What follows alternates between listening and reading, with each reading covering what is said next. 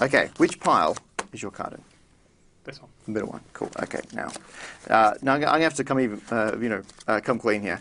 I wasn't memorizing the cards. In fact, I was paying very little attention to them. But I have done something very interesting, and you can tell me now what your card was. What was it? It's a cube number for a very important reason, and you get your volunteer to pick one of these at random. So let's just do the trick now with the 5 of hearts. So they pick a card, they look at the card, they put it back in somewhere, and they shuffle it up.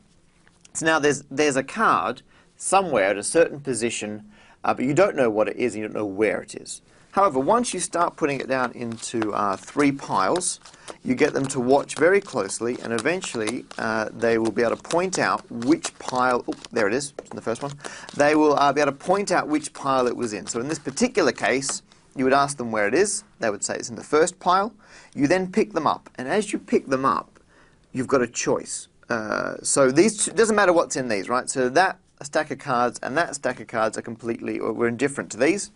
The stack that their card is in, you could either put that on top, you could put it in the middle, or you could put it underneath. You've got 3 options when you stack the cards back together. So this time, let's put it on the top, let's say. Now, when you deal them out again, at the end of the second round, you've got another choice of top, middle, bottom. And after the third round, you'll have a third choice of top, middle, bottom. And if you've got 3 options and you get to choose from them 3 times, that's a total of 27 different combinations of top, middle, bottom as you go through this trick. And it's no coincidence that's the same number as the number of cards, because each of those different combinations matches up with a different finishing position. So if you did top, top, bottom, it would put it in one particular place.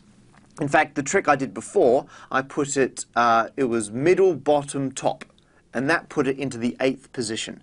And I've just learnt, for every number someone gives me, what combination of top, middle, bottom will put their chosen card in that position.